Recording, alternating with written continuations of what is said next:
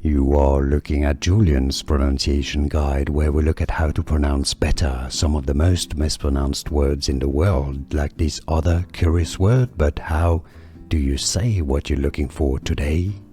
Let's learn how to pronounce this word from French, which is French for cherry, the delicious fruit from France. No, it's not from France, but cherries, they're delicious. So how do you say cherry, as in cherry flavor, or the fruit? Cerise is the French pronunciation, by the way. If you want to learn more French food names, you found the right channel. Stay tuned. Cerise. So it has this very French E sound. Cerise. It's essentially in English more like a schwa. In English it's pronounced cerise. Cerise, red. In English it can also be pronounced as cerise, red. Sometimes that's the English pronunciation, but in French, how to pronounce? Cerise.